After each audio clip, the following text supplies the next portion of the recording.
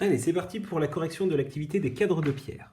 Donc je vous l'avais dit tout à l'heure dans la présentation, la réponse à la première question c'est 16 carreaux, mais la grande question c'est pourquoi 16 carreaux et pourquoi pas 20? Alors déjà on va essayer de comprendre le raisonnement qu'on fait quand on pense qu'il faut faire 4 fois 5 égale 20 pour répondre à cette question. Ben, on s'est dit, déjà je prends ces 5 là, ça me fait 1 fois 5, 2 fois 5, et l'inconvénient c'est que quand je viens sur le côté gauche ici, le carré du haut et le carré du bas je les ai déjà comptés. Donc si pour le côté gauche, je compte 5 carreaux, les deux qui sont dans les coins, je les compte en double. Et même chose ici et ici. Donc ce n'est pas la bonne technique. Une bonne technique qui pourrait vous servir ici, ça serait de prendre par exemple cette configuration, ce qui nous permettrait de compter qu'on a donc 2 fois 5 carreaux, en haut et en bas. Et on a également 3 carreaux ici et 3 carreaux là, donc ça fait 2 fois 3. Ce qui nous donne donc un total de 10 plus 6, ce qui nous fait 16 carreaux. Ça, c'est la première technique. Je vais faire un petit schéma pour la représenter, cette technique. Je compte ceux du haut, je compte ceux du bas, et ensuite je compte ceux qui restent entre les deux ici, comme cela. Mais ce n'était pas la seule technique possible. Quand on repart du carré de base, il y avait une autre technique qui consistait à dire, bon, puisque les 4 des coins me posent problème, je mets les 4 de côté, et comme ça, je me retrouve avec 4 fois la même chose. Donc, je me retrouve avec 4 côtés de 3 carreaux, donc 4 fois 3, et il ne faut pas oublier de rajouter les 4 coins que j'avais mis de côté. Donc ça nous fait 12 plus 6, qui nous fait de la même... 12 plus 4, pardon, ce qui nous fait également 16. Donc ça, si jamais je fais un schéma pour le représenter, on se retrouve avec les 4 coins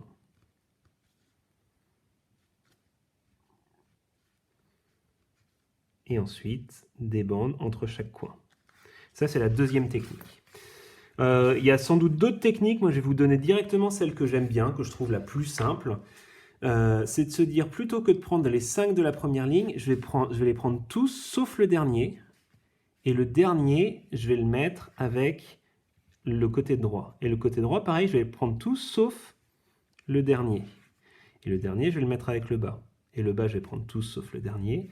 Et regardez ce qui se passe, c'est que là, on obtient 4 morceaux qui sont exactement identiques, qui font la longueur d'un côté moins 1, puisque le dernier, il est mis ailleurs. Donc là, l'opération à faire, elle est assez simple. C'est 4 fois 4. Et ça nous donne directement 16.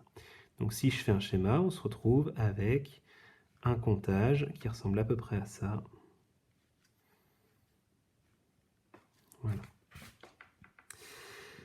Maintenant que je vous ai donné cette indication, si jamais il y en a certains d'entre vous qui ont cliqué sur la correction avant d'avoir réussi à répondre aux 4 questions, je vous invite à mettre la vidéo sur pause et à réessayer une deuxième fois.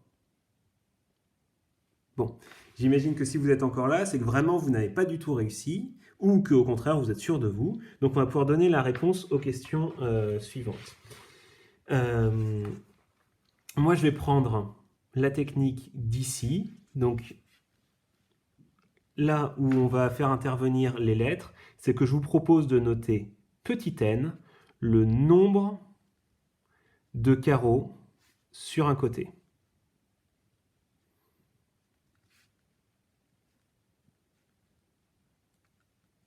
Donc par exemple, ici, j'ai voulu faire la recherche pour n qui valait 5.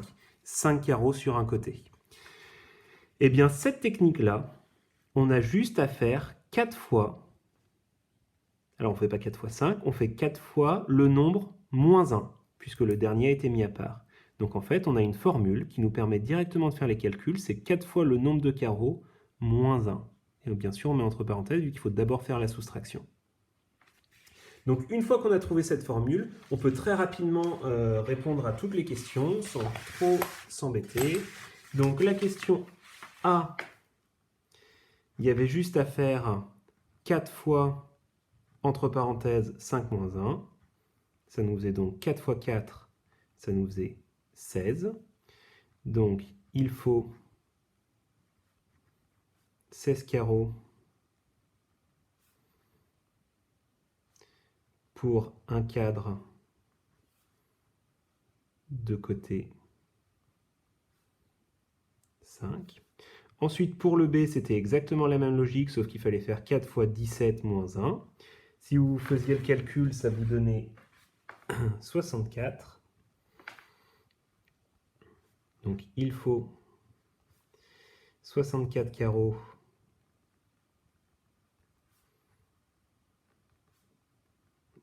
pour n égale 17.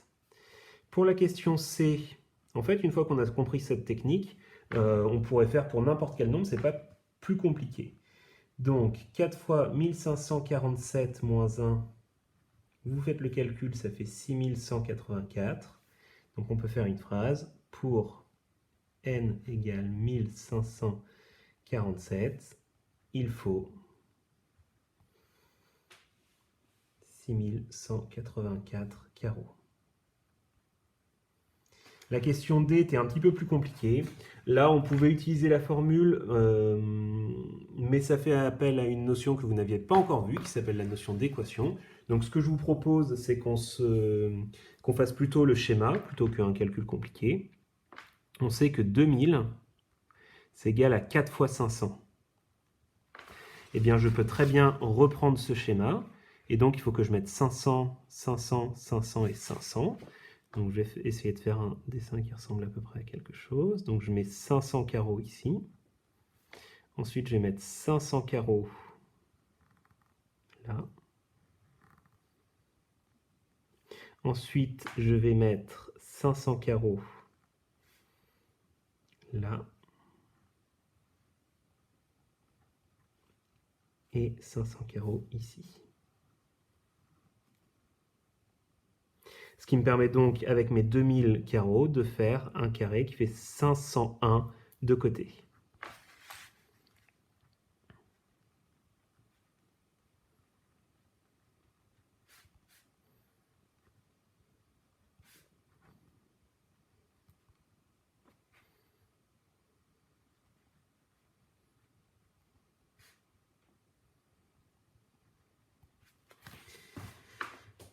Voilà, donc j'espère que ça répond à vos questions. J'aimerais bien juste vous préciser une petite chose avant de vous laisser recopier cette correction. C'est que cette formule-là, on l'a obtenue avec ce schéma-là, mais on aurait pu obtenir d'autres formules avec les autres schémas. Par exemple, ici la formule c'était n fois 2.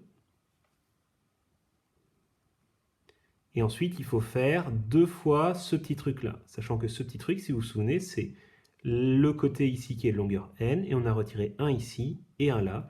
Donc c'est n-2 fois 2. Et celui-là, on a donc, pareil ici, on avait n et on a retiré un ici et un là, donc il nous reste n-2. n-2 ici, n-2 là, n-2 là, n-2 là, donc ça nous fait n-2 fois 4. Il ne faut pas oublier de rajouter nos 4 coins. Donc n-2 fois 4 plus 4. Ces trois formules sont exactement identiques. C'est notamment l'objet du chapitre qu'on va étudier, de passer d'une formule compliquée à une formule plus simple. Alors là, ce sont des formules qui sont assez compliquées, il y a des parenthèses et tout, donc ça, on ne va pas en parler pendant ce chapitre, on va faire des choses plus simples. Mais j'espère qu'avec cette activité, vous avez bien compris l'intérêt de poser une lettre à la place d'un nombre. Ça nous permet d'obtenir une formule, et comme ça, ensuite, on peut faire les calculs pour n'importe quel nombre. Ça va très très vite à partir du moment où on a trouvé la formule. Voilà, je vous dis bon courage pour la suite. Il faut recopier la leçon, et ensuite, vous avez toute une banque d'exercices pour être prêt pour vendredi pour l'évaluation.